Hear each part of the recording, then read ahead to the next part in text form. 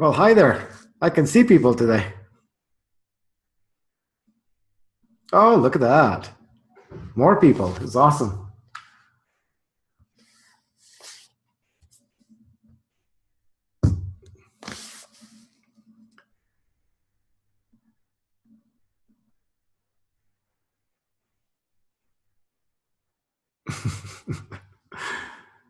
You can actually do this whole thing from a phone, huh?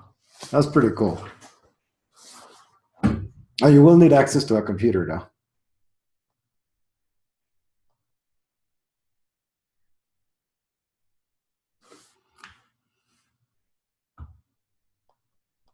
Hi, Dylan and Jacob.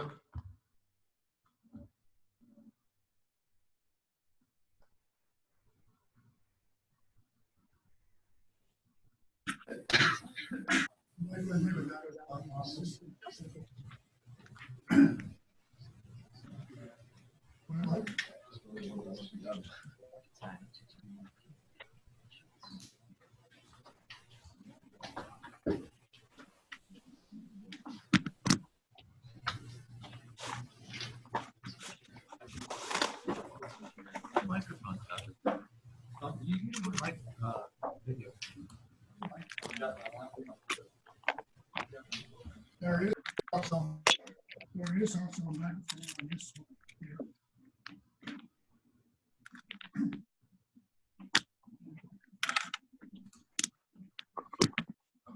All right. Are other folks logging in still? Is everybody logged in yet?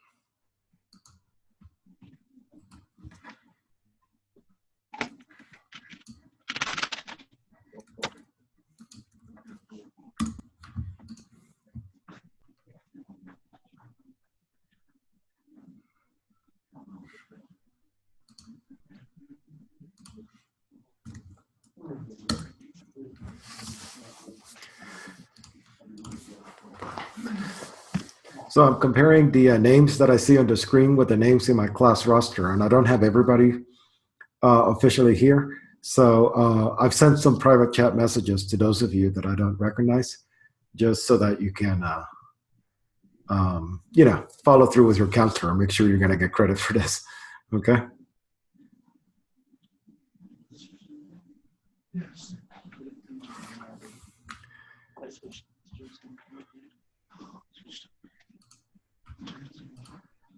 All right. Do we have a full house now? I am. Yeah. I just need to create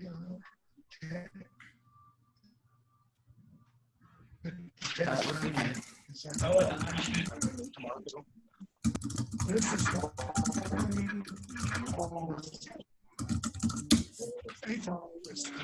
I'm on my phone. Oh, it said you clicked down the schedule, so that's why I went up there. Yes. Because there's two different, I have the one Yeah, computer you keep class, running around. I have one computer class and study hall.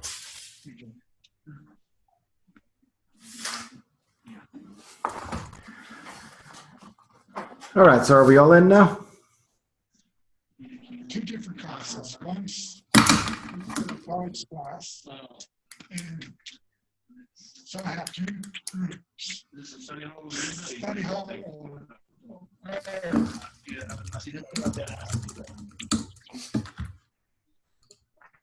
Yeah.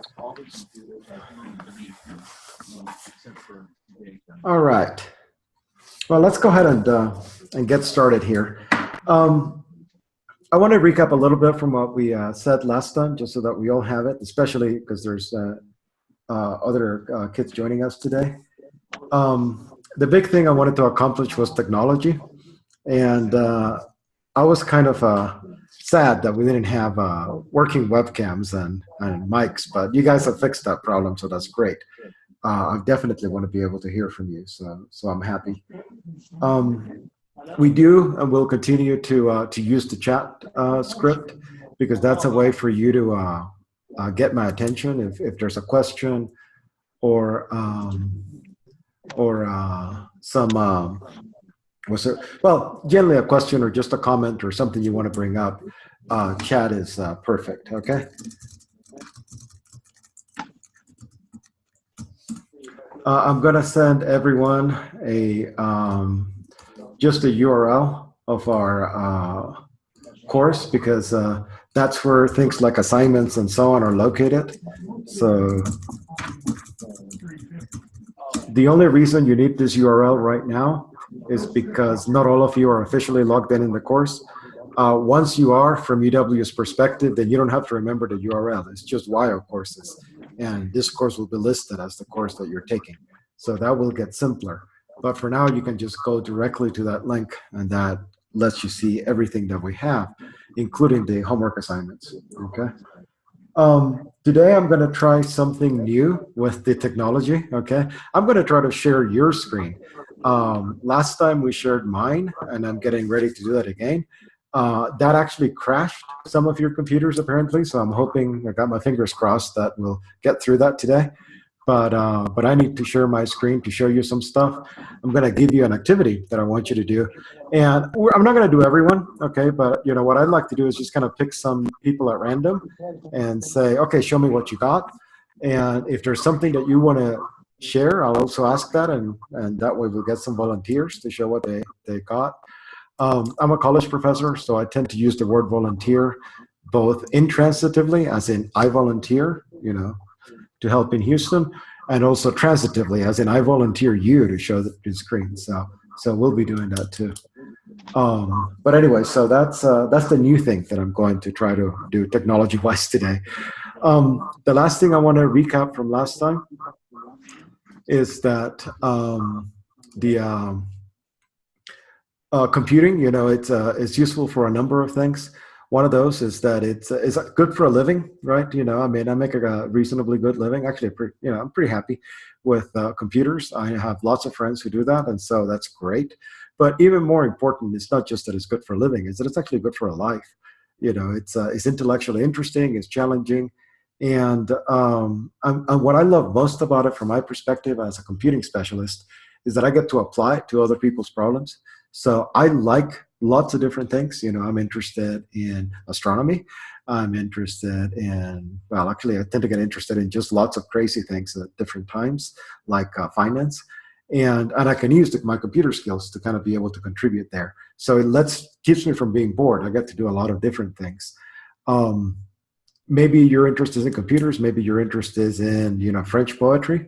And okay, fine, go have a blast doing French poetry. You may find that computers are actually applicable and can help you do certain things. Like people write computer programs that can help you determine that this poem was perhaps not written by this author that we thought, but by some other author.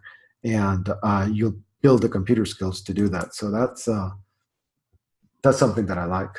So anyway, so that's just a quick recap for you and also for anybody who missed the first lecture. What I'm doing now is sharing my screen. Okay, so up here is the course website. I sent the URL through the chat, and you can come here and actually you know, see all sorts of things like assignments and so on. Today we're going to start by doing this activity. If you click on it, what it has is a website that I want you to go to. Let me make it a new window. Okay, and here is the programming environment that we're going to use, and I'll spend some time going there in just a second. That's why I wanted to do this. But the other thing that I wanted to show you was here are some pictures. So let's look at challenge 1, for example, and there it is. That is my artwork. Okay, so I'm basically challenging you to recreate some of these things. And you may do that one. You don't have to do all of these. These are just different pictures that you can build with this computer program. And I will talk later about how to do some of these. It really is just to spur your imagination. This was very hard, by the way. What you can do is give it a shot. Okay. You might also say, nope, I don't like any of those. I want to do my own picture that has this. That is fantastic. Okay. So I definitely want you to explore. Okay. So here is Snap. This is the programming language we're using. And here's the way that we're going to write our code. So on this section here, we have different tabs that you can click on. So this is motion, and that moves our main character, who is right here. We have different looks. So let's take switch to costume, and I do that, and I just get the turtle. There are some other kind of costumes that I can pick, and I can, you know, bring those in, right? So like, for example, I can create a new costume. I am an artist, as you can tell, okay? And now that's actually my sprite. Or I can go back, switch to costume, and select the turtle, okay, instead of Untitled.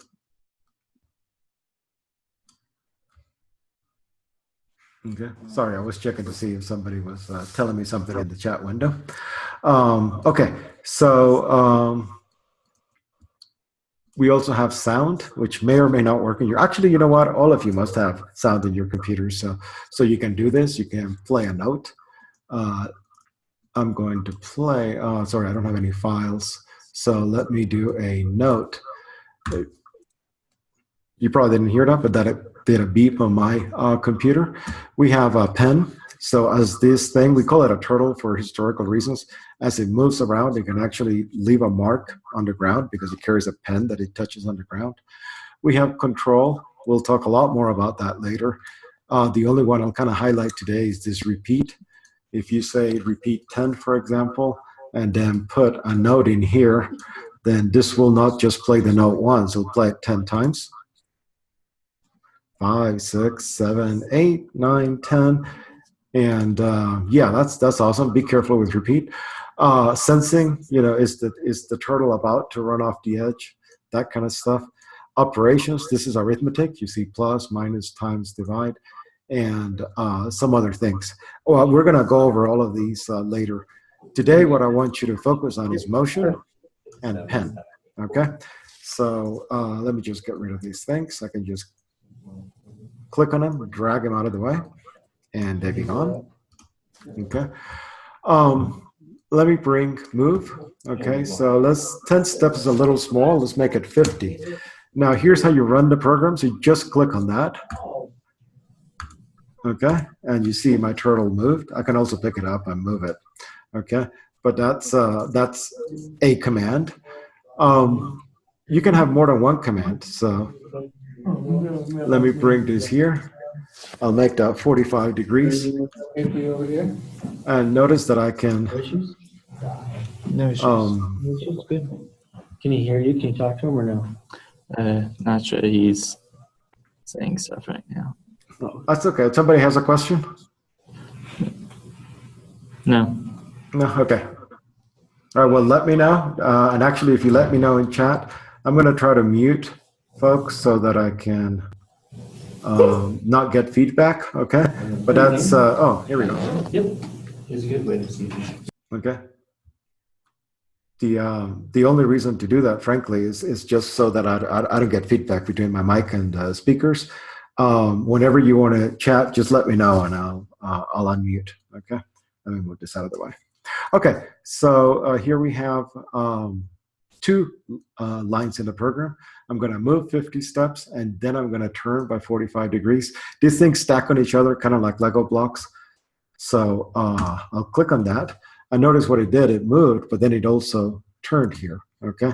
So now we can perhaps add another move line. Okay, so it will move, turn, and then move again.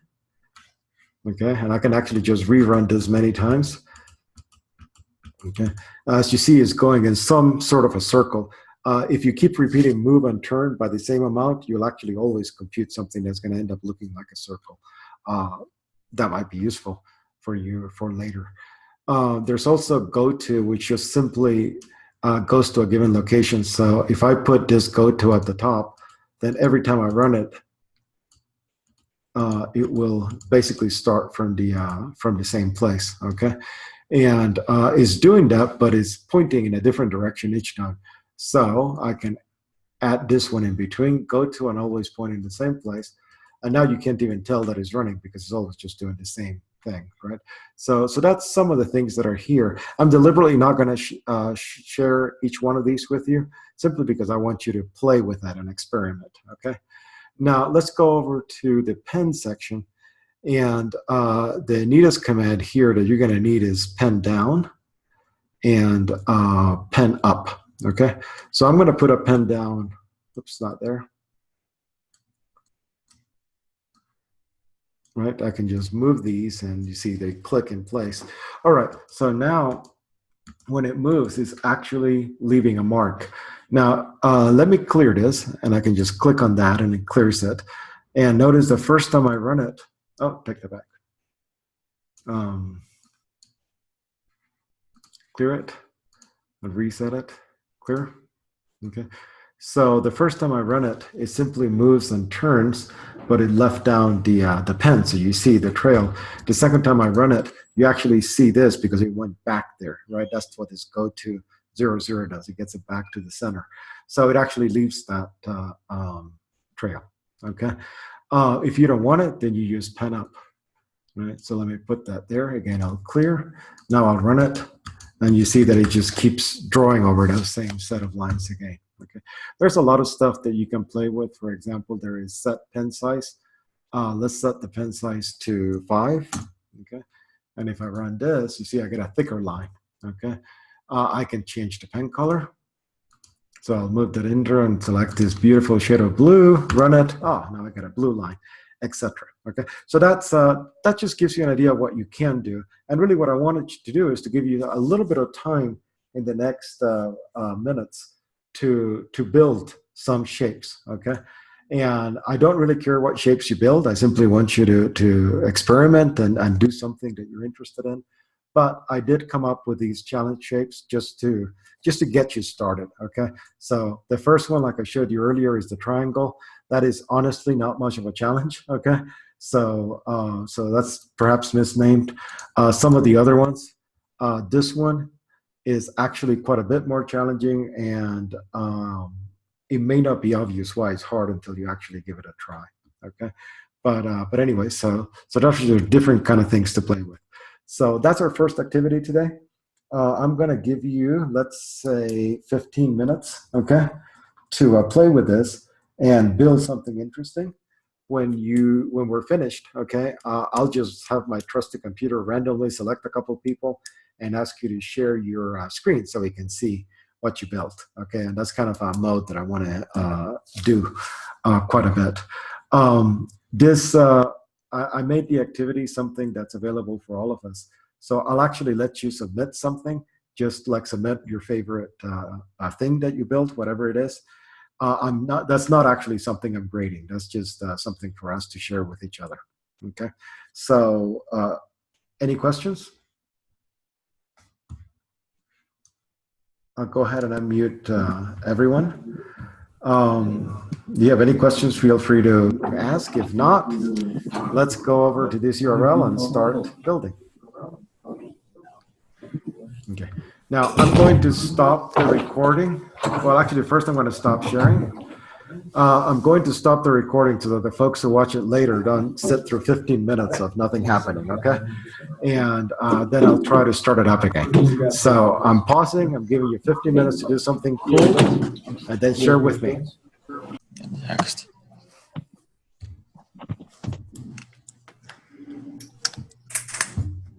And for those of us joining us, I just remember to re-enable recording. Sorry, we've been sharing some of our solutions.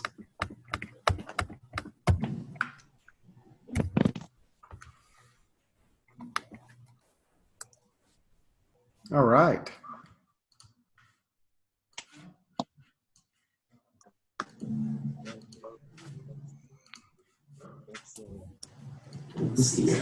I don't see your screen yet. No.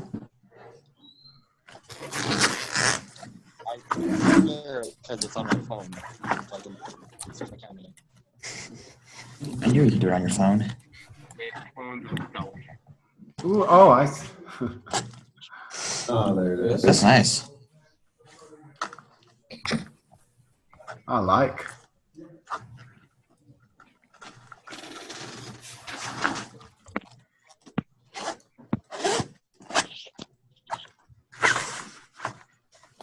Okay. Well, let me just take it from there. I really like what you guys did, because one of the kind of the messages, I guess, if you will, is how creative computing is. A lot of people don't realize that it takes creativity, but I see that that's not going to be a problem for us. I mean, you guys did some really, really nice and nice solutions. So awesome. I am going to set up a discussion shared with this activity, so that you can take a screenshot and upload some of your solutions. You don't have to do that, but you may just want to share them with other people. And especially because not everybody is doing this live. Some people are doing recordings. So that's an opportunity for you to share with them, and vice versa. Okay, so that'll be useful. Anyway, I want to leave programming for a little bit, okay, and just kind of talk about some of the other things that I want to discuss in this course, just so that we get a feel for the whole class. And one of the things that I want to talk about is issues like privacy, issues like security, and things of that nature, just things that affect anybody who uses computers. So I'm going to start with privacy, and I'm just going to ask you guys why you might want to have privacy, if you think you want it, or why you want to live your life in a totally open, nothing is secret manner, if that's something that you want to see. And you know, there's all sorts of people in the extreme. So I don't feel that there's a right answer, but I just want to hear from you, because you know, I'm old, so I'm completely out of touch. So what is the youth of America saying? Go ahead. It's good to have security because you don't want people snooping on your personal files. Yeah. Yeah. There's another way for security, because say you're account to banking online. I don't want people to think what your credit card number is and others think like that. I'm getting a little Yeah. feedback from multiple mics. Yeah, that's because most of us are all in the same room. Yeah, so I'm gonna hit mute all, okay? And is there any particular one that I should set? And maybe you guys can use that mic?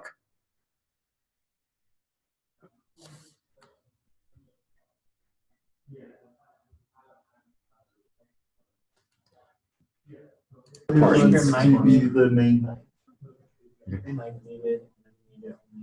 Like, who has the best mic? Mm-hmm. I am. Yeah, I just unmuted you because you were talking. I could see you talking while all that. So you're Yeah. unmuted right now. If that's good for everyone, that's fine. If not, let me know. Yeah, that should be good. Should be. Okay, that's awesome. So here's one thing that I want to tell you, okay? I might, for example, say, you know what? You have nothing to fear, right? I mean, if you have nothing to hide, and of course none of you do because you're all upstanding citizens, why do you worry that people are going to be able to snoop in your files? Well, parents start to get kind of nosy for one thing. Okay. It's true. What do There other may be people some fear? confidential stuff.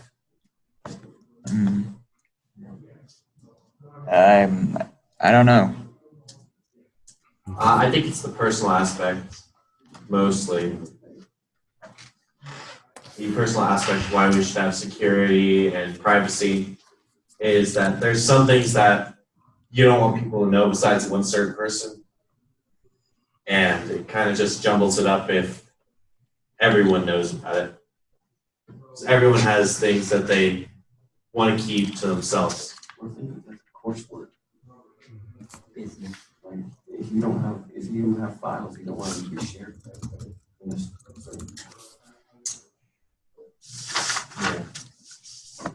Okay. Now, how do you benefit if there is no privacy? Can you think of a benefit that you get? Government can find criminals. You can catch criminals better. Okay, we can catch criminals better. But let's assume that everybody's a nice person. I mean, we're all nice people, right? We wouldn't do anything bad. So, because, it's real easy to go after the criminals, right? These are criminals. So absolutely, no rights, nothing, right? Just lock them up, throw away the key. But how about normal people like us? They allows the companies to figure out what you're into and like how they can get your money. Okay. So there's that. That's like normal marketing stuff. Now, I've also seen, things like, that's lying, right? Because things could be verified more easily, right? That's certainly true. That's part of being transparent, right? So that could be useful. Transparency in certain situations is very good. Now, what about simple things like, let's say that you're all listening to some of the same songs, right? Would that be useful to you to know what people are listening to? Yeah. Yeah, it could be. It could allow you to find new friends that you didn't know about before. It's true. Okay, so so there's a place that maybe what you're watching in the privacy of your room, say on YouTube, right? If the rest of us get to know that that's what you're doing, that might actually help us because you could be, a bellwether, right? Leading the rest of us into some new discovery. That's kind of what the YouTube does itself. It finds, it uses like your search history and like what you're into and tries to find more videos that we'd like. Cookies. And how do you feel about that? I mean, everyone. I honestly don't have a problem with it. It does help you find more content to watch. And it also helps the marketing part of their business so they know what type of ads to show you to improve their business. Okay. So one thing I heard there was kind of a two-sided, deal, right? It helped you find new content. Yay for me. It helps them advertise to me, yay for them maybe, but not really for me. right? Am I summarizing that right? Yeah. Okay. Anything else like that that you might find, privacy-wise? I don't know. Government secrets. Yeah, none of us do, right? That goes without saying, right? So did you guys hear that? What was it? Harvard, Harvard University, actually rescinded the acceptance to something like maybe 10 students because they got in a Facebook group and said some things that were, well, honestly, they were pretty reprehensible. Had you heard about that situation? Yeah. I want you to think for a second, just to have some empathy for a student who has worked really hard in high school. Standardized test, I mean, it's top of the class, all that, to be able to get to Harvard, gets into Harvard, right? And then Harvard says, nope, just kidding, right? And basically because they went to a news group and said, I don't know, right? They actually just, they acted like spoiled brats, making fun of poor people, I think, right? So like I said, reprehensible, but. It kind of seems like they don't want people to behave like that in their educational system. I mean, I wouldn't. Right. It's credibility for the school. So they'd have to, they don't want these kids coming in that are making fun of poor people. Right, or any other number of groups, right? Yeah. Yeah. I mean, like when my friends online start making some racist jokes, I'm like, that's not cool, man. And it isn't, right? I mean, like I said, it's pretty reprehensible. But you're right. Asking about privacy, I'm wondering, could they say, wait a minute, that was just talking to some friends in Facebook. It is a bit intrusive if you look at it one way. But Facebook is a public platform, so if you put something on it, then it's with the knowledge that it will be shareable to anyone. Yeah, so it's like you should be careful before you share. And in fact, you have to read that when you're signing up for it. It's in its privacy guidelines that it informs you that anyone can see this. Right. Okay. I happen to know of somebody who applied for a job at this university. Was great professor apparently, and the people who were hiring actually found his Facebook profile, didn't like what they saw, and didn't extend an offer. Is that reasonable? It's for the school's credibility. Like, they don't want to be hiring someone that's saying these things because you don't know how they're going to act inside the classroom to students. Or let's say if they're racist or something like that. Mm-hmm. And they're posting all these racist posts. And let's say they have a student in their class that is this and that, this race. And that kid's going to be treated differently. Or at least that's just what we're going to think that's going to happen. We're not even allowed into the class. Okay. All right. Anybody else want to jump in? So, let's say a school has a teacher that doesn't know what they're teaching, but they can't prove that they don't know what they're teaching unless the students can show somewhere where they express that view. Okay. Does that mean that just because they showed that they don't know what they're talking about on a public website, does that mean that it shouldn't be used in deciding whether they can perform their job? I think that's a legitimate question, right? And I've been trying to get a sense of how you guys feel about it, because I mean, like I said, there can be different spectrum of opinions, and since you're all kind of concentrated in one area, you might share some of those opinions. But sorry. Okay. I guess where I really want to follow with this is somebody brought up earlier, Cody, quote, everyone makes mistakes, right? And certainly nothing can be truer than that, right? But it used to be that mistakes were maybe you got unlucky and it was somebody who knew you, and so the mistakes come back to haunt you, right? But now you don't have to be unlucky. If you make a mistake, there's a public record of it, right? You know, it's on Facebook. I mean, you're the one who put it out there, even, right? Now you can't hide from it, right? And I just want a very quick yes or no on this. One could argue that that puts you in a terrible spot, right? Because you can't make mistakes publicly. One can also argue that actually, once we figured out that everybody makes mistakes, right, then it stopped mattering. Because, for example, everybody that we try to hire has something bad on their Facebook page. So we just go, okay, stop looking at it, right? You know, it's not really helping us, right? Everybody made a mistake at some point. That would lead to something that's really transparent, right? Instead of hiding what we don't want people to see, everybody sees everything. Is that going to be a world you want to live in, or a world you don't want to live in? Like I said, just kind of a yes or no. Put it in the chat. Just no. Okay, well, that was clear. All caps. All caps. Okay.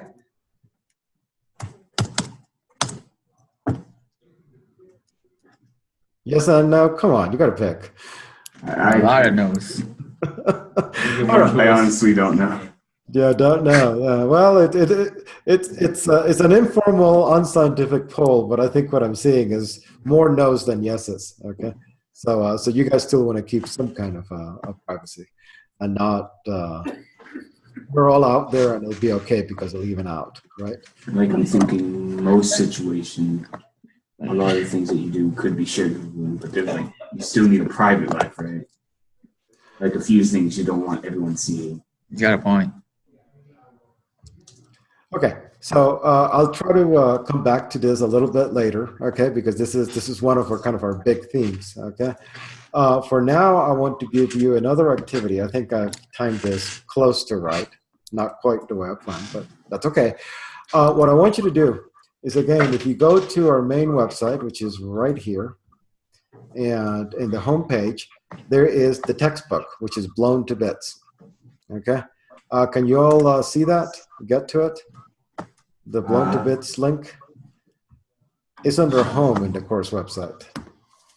Oh, the course website? Yeah, I'll What's the course repost website that in the again? chat. I just sent there it you in the go. chat so you can click on it. I don't think I have access to it. If You not, should. I go think to everyone does. Firefox. You should have access. There it is. Oh, direct link. That works. I'm just not logged in. Do we have to log in for this? Into the website. I'm not logged in for it.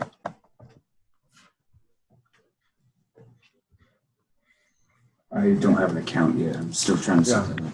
It's okay. It's actually public, so you don't need an account to get in. You'll need Yeah, it I know. only to submit homework and such. Okay. So what would it be? And for that matter, I'm going to post a link to the book. Okay. Bitsbook.com. Okay. So if you go there and then you click on the book, oops, that's not it. Sorry. There's download. I didn't want to hit download. Oh, wait.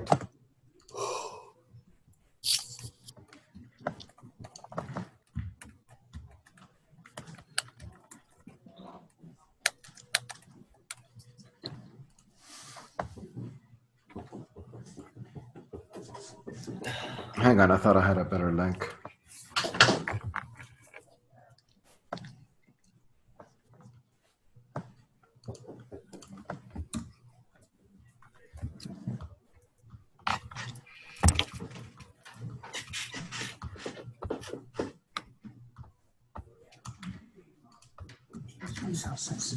Okay, I'll post this. This takes you directly to it.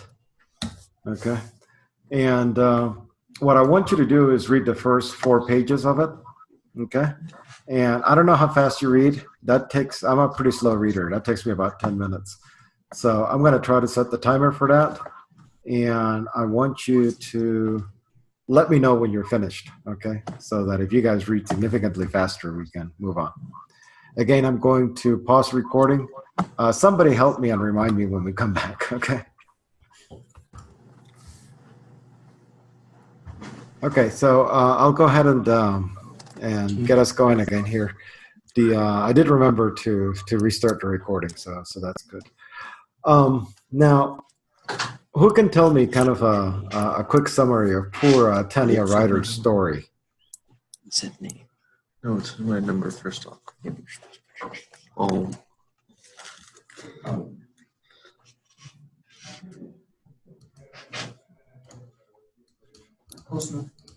Okay. Yeah, you're good. So who wants to share Tanya Ryder's story?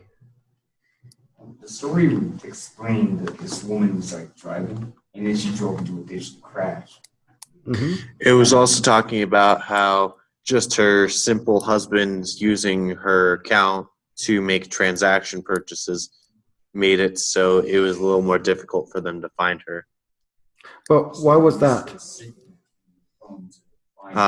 It made them suspicious of her husband's, and they, at that point, they could put up an investigation for her and track her phone via the phone service. Mm-hmm. Okay. Constantly saying that. And then they found out where her phone was pinging from. Right. So let's talk about that. They found out where her phone was pinging from, you say, right? So this probably doesn't surprise any of you, but the phone company or a phone company knows where you are at all times, right? Yep. Right. Okay. Presumably that doesn't make you nervous enough to not have a cell phone. Meh. Cell phone, no. Service, maybe. Right. I mean, I assume you all have cell phones. Is that true? Yeah. I've been aware that phone companies can track you wherever you are for a long time. Right. Yeah, and in fact, not only can they have to be able to give you the cell phone service, right? So that kind of goes hand in hand. So it's a deal that you make, right? And you all decided that that's okay. Yeah. Yeah. At least I haven't seen somebody your age that doesn't have a cell phone. I have Almost phone, everybody there's no my age service. has a cell phone. Too, so, okay. All right. Now, think about this. I mean, the great irony in that story is that the cell phone company could have known where she was at any time, right? And here she is dying out in the wilderness, and no rescue is coming. Right? And that's because they couldn't launch an investigation until they had a reasonable cause. Maybe, but I mean, I'm hesitant to use the word couldn't. I mean, it might be more true to say that they wouldn't, or that they decided not to. They decided not to, right? Is that a defensible decision? They decided not to because they thought she was safe. What they thought was that she could have had a number of reasons of leaving. She could have just up and left without telling her husband. She could have done a number of things. But it was only until they started getting suspicious of the husband because of small transaction purchases through the ATM or whatever that was, that they finally took the initiative to go to their her phone company and ask for the ping. Right.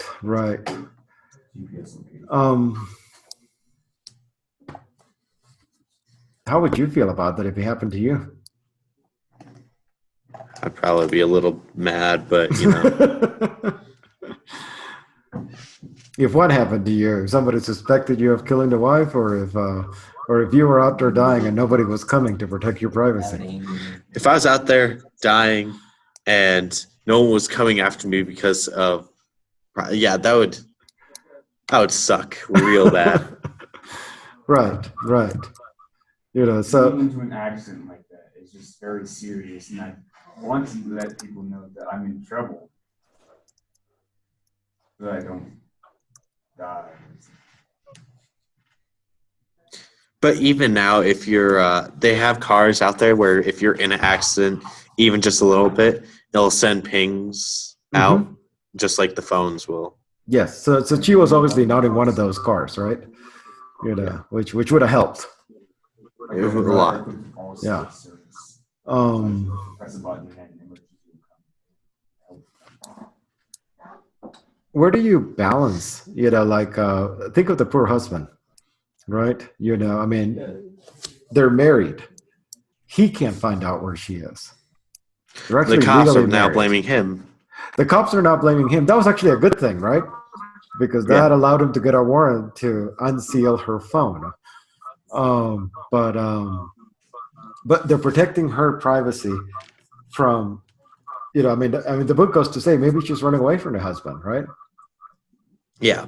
Yeah, but wouldn't you perhaps make an argument? Actually, why don't you let the police track her, find her, ask her, do you want to talk to your husband? If she says no, then tell the husband, sorry, we don't know anything.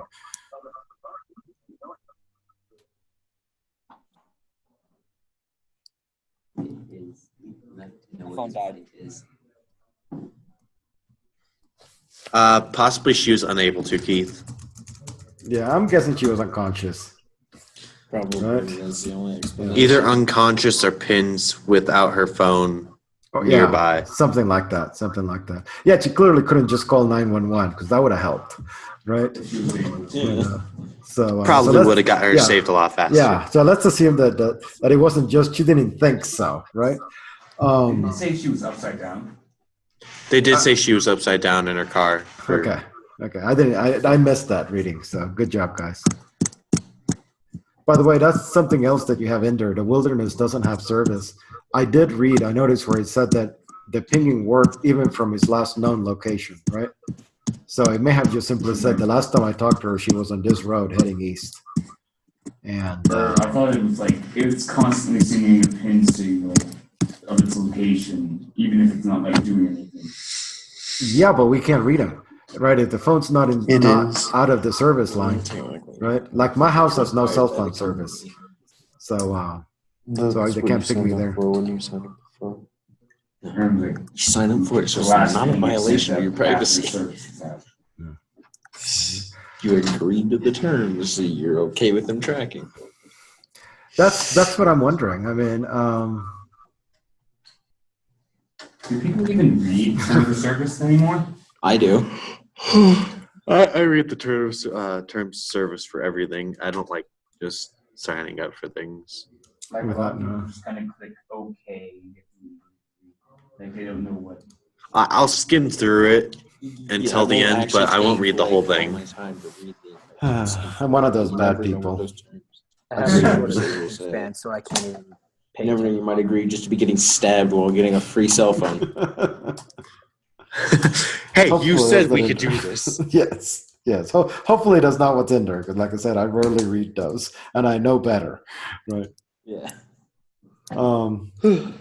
Now, the other thing that was kind of in that little excerpt of the book is about this whole explosion of bits.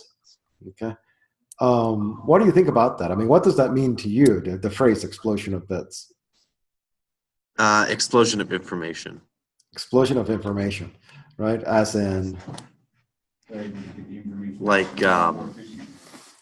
transaction histories, location history, search history, anything of such, like an explosion of information. okay. So there's lots of things. I mean, I see here, also constant release of information to everyone who doesn't need to know it. That resonates very well with your statements. You gave really good concrete examples of that, and yeah, those are there, right? I am somewhat humbled when I think of the fact that the entire knowledge of civilization, which is our books, takes up a minuscule amount of the digital information that's stored online, right? I mean, we can put all of those in a tiny spot, and it's like, yeah, if you wanted to start civilization over, that's what you would need to know. Easy, right? And then there's cat videos as well, right? We take up more That's room, true. but they're all in there. videos. Now, is that I don't even want to think about it as far as whether it's a good thing or a bad thing. I just want to think about what we can do with it. Okay, we have all this information. What does that let us do now that maybe we couldn't do 10 years ago, or vice versa?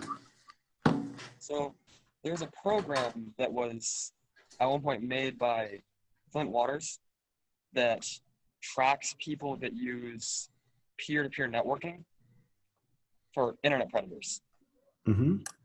And so through that, would it be a violation of privacy though? Because it tracks down exactly where internet predators are so they can arrest them before they can hurt anyone. Right, right. I mean, it's. I think it's a fair question. Okay, and one can argue, well, all we're doing is we're catching a criminal, right?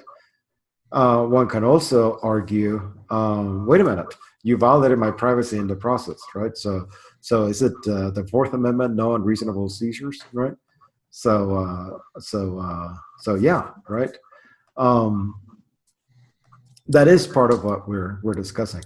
Now, for example, take something as innocuous as email. The large corporations, I'm just going to leave it at that, okay, might be liable for email that goes in and out. Is that I mean, are we basically forcing them to keep evidence against themselves, right? So all of the emails that are sent have to be stored somewhere so that later, if you think that they're committing fraud, we can go through that chain of emails and go, yeah, here it is. You sent an email saying this, which was false. And if they don't store that information, then we actually go for them for obstruction of justice, right? So that's really steep. Somebody might say, we need all that information. Somebody else might argue, you didn't have access to that 20 years ago because there was no email, right?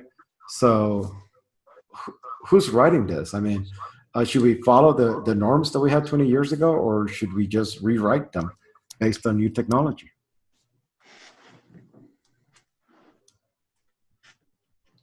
It would depend of the majority, like, because some people really wouldn't be comfortable with that change, because a lot of people don't like changing things. I don't know.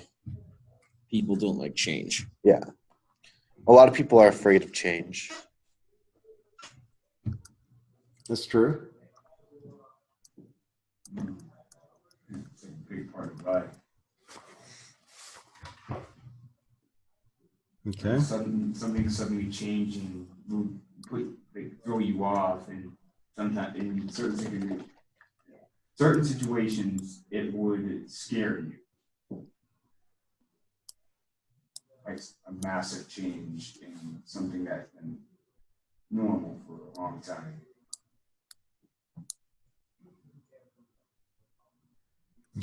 All right. I'm also kind of interested in some of the discussion you're seeing. I'm seeing here on the chat with issues having to do with privacy or freedom and safety. I want to kind of leave you with this last question, which is, this poor lady who was out there dying in the wilderness. Can anybody argue that she was better off because we protected her privacy? I feel like even with her privacy, she would have rather had it to where they're finding her right away.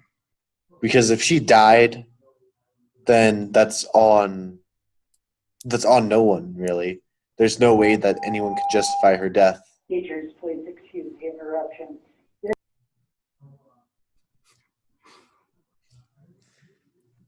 Well, yeah.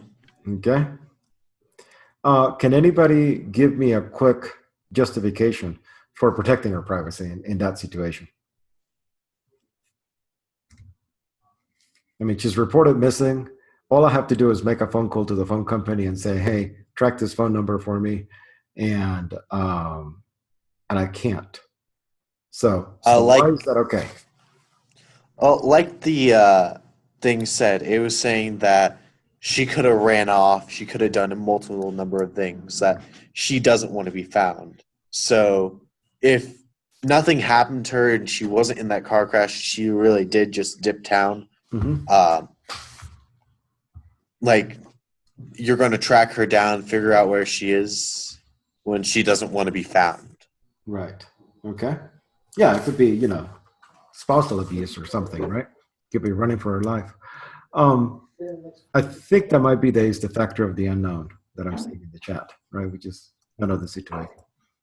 So the real thought that I want to leave you with is maybe it's not as clear cut as I want it to be, right?